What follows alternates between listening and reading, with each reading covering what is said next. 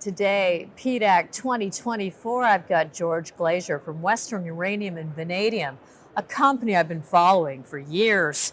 Uranium's finally getting the attention it deserves, and you're at the front of the parade. How does it feel? Oh, it's great. With uranium prices, finally, I think we're in a sustained recovery for uranium, and so we're ready. Obviously, we've been planning on this for some years, but I think now's the time. Sunday Mine, I always loved the name.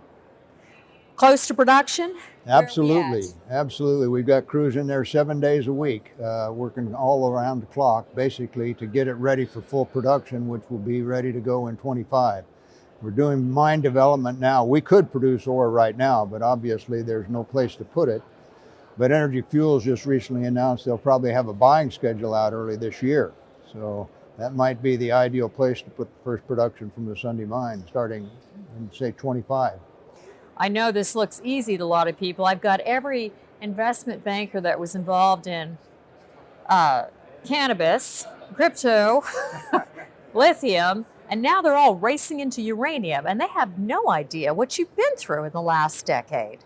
That's exactly right. The companies that have survived or are still here are going to prosper from it, and we're one of those companies. But there's other good uranium companies, obviously. We've all been waning, and I think the time is here.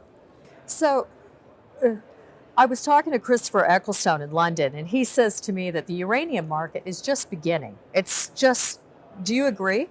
Absolutely. We finally have the deficiency in supply is clearly here. The demand is still going up, but the supply is not. And so you've got to do something to get that supply up, and it means higher prices. It takes a long time to bring mines on, costs a lot of money. And that's why it's here to stay, because unless the demand went away, which we don't see that, the supply is not adequate to supply the demand. And of course, your Western Uranium and Vanadium, another critical mineral. Would you like to give us an update? Sure. The vanadium is another co-product with our mining.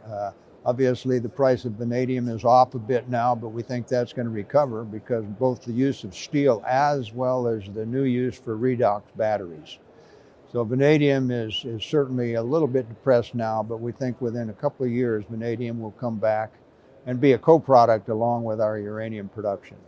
And for all of you out there that were lucky enough to be shareholders of Western Uranium and Vanadium, what should we anticipate in the upcoming quarter? Well, obviously, continuing our activities at the Sunday Mine, having more marketing. We're going to be out there with press releases announcing what we're doing. So I think you'll see that in the next quarter and certainly in the next 6 months.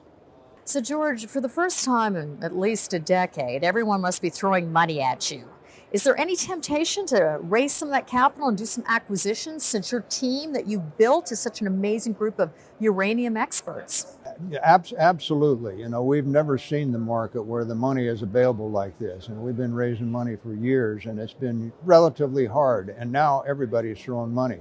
So we're looking at the opportunities, absolutely, to expand our resource base, acquire either for cash or shares. But I think this is the time for companies to move on this.